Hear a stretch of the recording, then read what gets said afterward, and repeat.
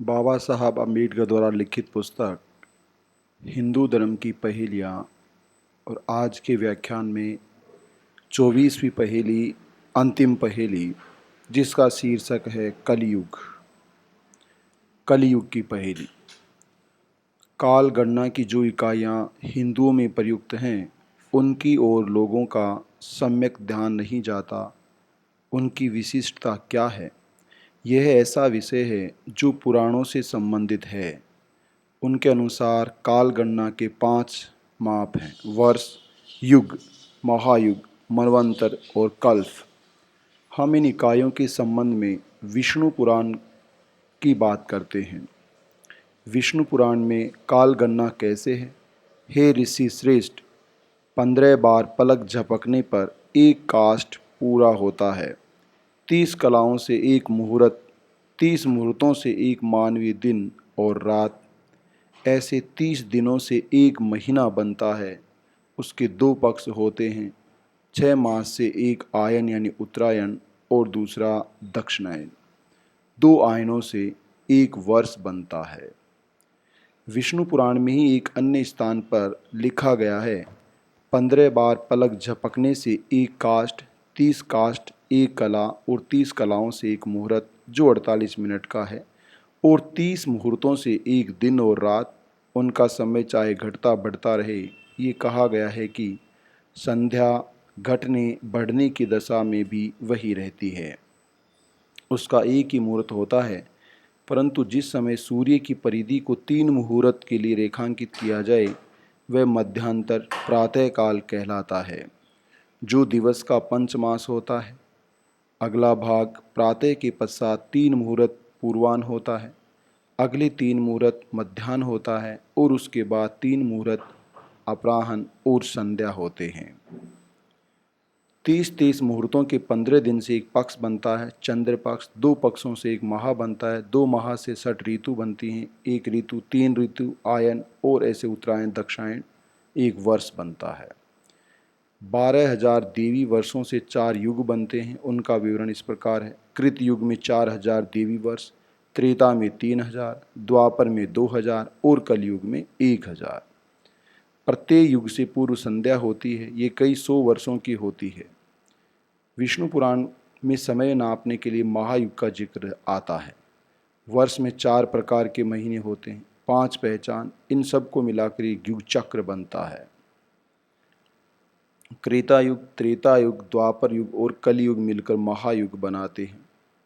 मध्यांतर मनवंतर कहलाता है। वह 4 युगों का 71 गुना बड़ा होता है। कल्प के विषय में विष्णु पुराण का कहा, ब्रह्म का दिन कल्प है। वर्ष की अवधि सरल है, 365 दिन का ही होता है। युग, महायुग, मनवंतर और कल्प गिनना टेढ़ी खीर है। इन इकाइयों के आधार पर काल गणना करते समय हम युग को आधार मानकर नहीं चल सकते। महायुग में 4 युग हैं: त्रेता युग, त्रेता युग, द्वापर युग और कलयुग। प्रत्येक युग के आगे पीछे संध्या और संध्यांश होते हैं। कृतयुग 4,000, त्रेता 3,000, द्वापर 2,000, कली 1,000 और महायुग 12,000। महायुगों की गणना देवी वर्षों से है, इसलिए ब्रह्मा के 12,000 देवी वर्षों का एक महायुग है। इस हिसाब से 43,20,000 वर्ष का एक ही महायुग है। कल्प की परिकल्पना पौराणिक और ब्रह्मांड उत्पत्ति से संबंधित है और इस विश्वास पर आधारित है कि ब्रह्मांड की उत्पत्ति अवसान ब्रह्मा द्वारा होती है। इन दोनों कालों के बीच का अंतर कल्प कहलाता है। मनवंतर की अवधारणा यदि ऐतिहासिक भी नहीं तो पौराणिक तो है ही। इसका सूत्र है, ब्रह्मा ने चराचर सृष्टि रची, परंतु चर की वंशवृद्धि नहीं हुई। तब ब्रह्मा ने 9 मानस पुत्रों को जन्म दिया, परंतु उनमें कोई आवेग नहीं था, मात्र पवित्र ज्ञान से अभिभूत थे, ब्रह्मांड से विरक्त और प्रजनन के अनुच्छिक थे। ब्रह्मा को ये देखकर क्रोध हुआ। तब ब्रह्मा ने स्वयं को पहला पुरुष मनु शंभु और पहली नारी शतरूपा में परिवर्तित कर दिया। मनु शंभु ने शतरूपा का वर्ण किया। इस प्रकार पहला मनवंतर आरंभ हुआ, वह मनवंतर कहलाया और 14 मनवंतरों या मनुओं का विवरण है। तब ब्रह्मा ने सृष्टि पालन हेतु खुद को मनु शंभु बना लिया। अपने वास्तविक रूप के समान अपने नारी भाग को शतरूपा रचा, जिसे तपस्या द्वारा पाप से शुद्ध किया, जिसे मनु ने अपनी पत्नी बनाया। इन दोनों से 2 बेटे जन्मे, प्रियव्रत और उतानपाद। 2 बेटियां प्रसूति और आकुति, अति सुंदर थी। प्रसूति का विवाह दक्ष से हुआ और आकुति का रुचि प्रजापति से। आकुति से जुड़वा बच्चे उत्पन्न हुए, यज्ञ और दक्षिणा, जिन्होंने परस्पर आपस में विवाह किया। भाई बहन के विवाह का एक और उदाहरण, उनसे 12 पुत्र उत्पन्न हुए। ये देवता शंभु मनवंतर यम कहलाए। प्रथम मनु और मनु 7 और 14 मनु, उनके बारे में हमने पहले विवरण कर लिया है।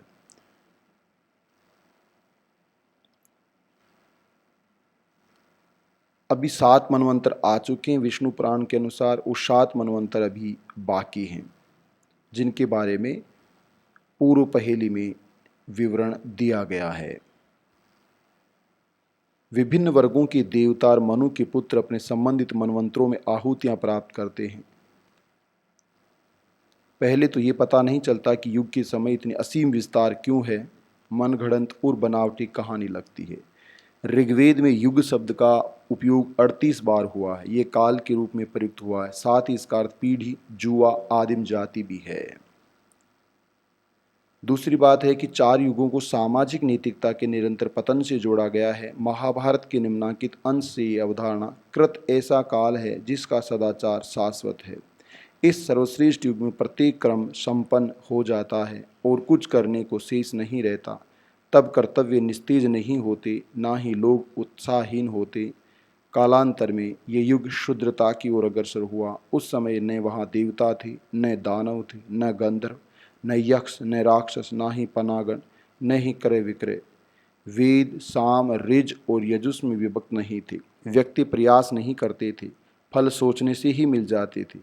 धर्मपरायणता और सांसारिक त्याग विद्यमान था। आयु के प्रभाव ने न कोई रोग व्याप्त था, न ही क्षीण था।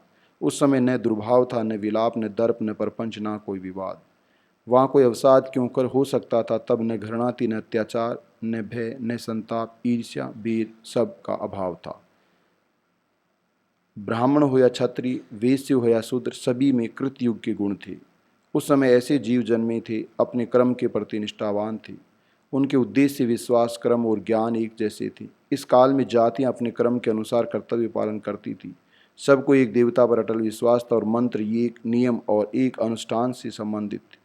यद्यपि उनके कार्य भिन्न भिन्न थे, वेद एक ही था, एक ही कर्म करते थे, अपने अपने लिए निर्धारित चारों कार्य में रत रहते थे, समय के पालक थे, परंतु निष्काम होकर परमात्मा का ध्यान लगाते थे।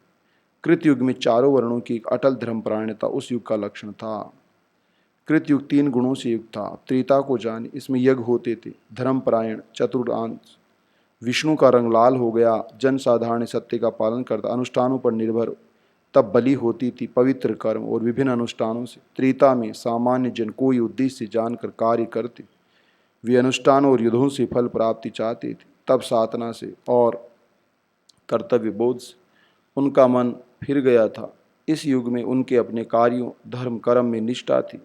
द्वापर में धर्म परायणता अर्धांश रह गई थी। विष्णु पीत वर्ण हो गए और वेदों के 4 अंग हो गए। कुछ चारों वेद पढ़ते थे, कुछ 3, कुछ 2, कुछ 1। निसंदेह आश्चर्यजनक है। इन बातों का प्राचीन वैदिक साहित्य में भी उल्लेख है। कृत, त्रेता, द्वापर, ऐत्रेय ब्राह्मण की तैत्तिरीय संहिता तथा शतपथ ब्राह्मण में भी प्रयुक्त हुए। शतपथ ब्राह्मण का कथन है, कृत वह है जब खेल की गलतियों से लाभ मिलता है। त्रेता वह है जब कोई नियमित योजना अनुसार खेलता है। द्वापर युग वह है जब कोई सामने वाले खिलाड़ी को हराने की चाल चलता है। ऐत्रेय ब्राह्मण और तैत्तिरीय ब्राह्मण में अक्षंश के स्थान पर कली शब्द का प्रयोग किया गया है। तैत्तिरीय ब्राह्मण में कृत का अर्थ जुआ घर का स्वामी, त्रेता का अर्थ गलतियों से लाभ उठाना, द्वापर बाहर बैठने वाला, कली जो जुआ घर को कभी नहीं त्यागता। ऐत्रेय ब्राह्मण में लिखा है, यहाँ प्रत्येक सफलता की आशा करता है, अभाग्य मृत्यु के लिए कली लेटा पड़ा है, अन्य दो शनि शनि चल रहे हैं, आदि गिर चुके हैं, परंतु सबसे सौभाग्यशाली कृत में पूरी गति है।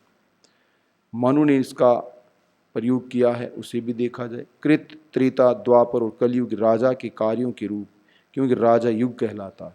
जब वह सोता है तो कलयुग है, गतिमान है तो द्वापर, कार्यदत्त है तो त्रेता और बढ़ता हुआ है तो कृत।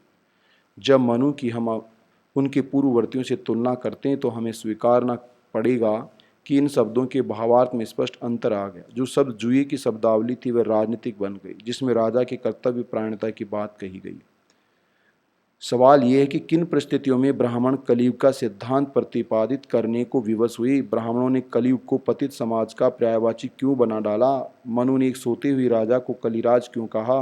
मनु के समय राजा कौन था, उसे सोता हुआ राजा क्यों कहा गया। ऐसी कुछ पहेलियां जो कलयुग सिद्धांत से उत्पन्न होती। कलयुग संबंधी अन्य पहेली एक है, कलयुग वास्तव में कब आरंभ हुआ, जिस पर हमने बात कर ली। कुछ जगह वे 3102 वर्ष और कुछ जगह 1100 वर्ष पहले इसके आरंभ होने का संकेत है। कलयुग क्या, इसका अर्थ है दोनों वर्णों का ब्राह्मण में विलीन होना कलयुग का आरंभ है। कलयुग के संबंध में दूसरी मानता कलिवृज, कलयुग में किन कार्यों का निषेध है। विधवा से पुत्र उत्पन्न करने हेतु जेठ की नियुक्ति, किसी स्त्री के पति की मृत्यु के बाद उसका पुनर्विवाह, द्विजों के बीच अन्य वर्ण की कन्या से विवाह, ब्राह्मण का सीधे युद्ध में वध, किसी द्विज से व्यवहार, छात्र का उपनयन, कमंडल लेकर चलना, महायात्रा पर जाना, गोमेद में गाय की बलि देना, श्रोतमणि यज्ञ में मद्यपान करना, अग्निहोत्र पुनः प्रयोग हेतु प्रयुक्त कलची, शास्त्र अनुसार वेखानस जीवन पान, व्यवहार और वैदिक ज्ञान,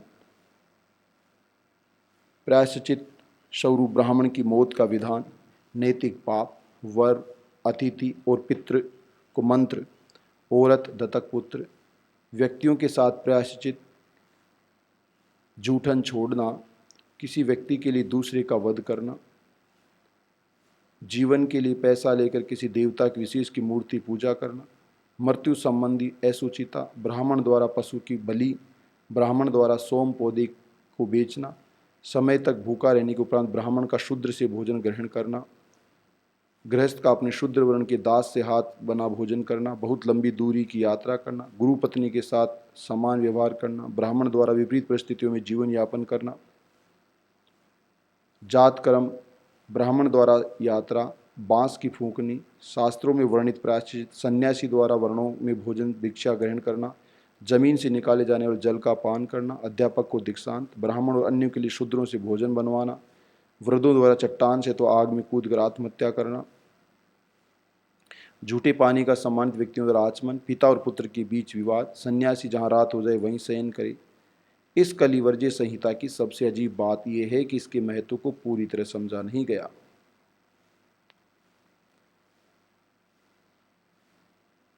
कलिवर्ज्य संहिता की सबसे गूढ़ पहेली, किसी व्यवहार को निंदित घोषित किए बिना प्रतिबंधित करना पूर्व युगीन परंपराओं का एक विरोधाभास है।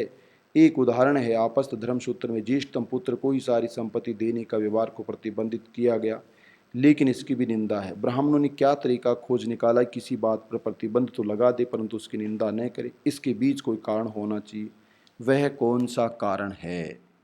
ये थी साथियों बाबा साहब की पुस्तक हिंदू धर्म की पहेलियाँ और अंतिम पहेली कलयुग की पहेली। Thank you so much.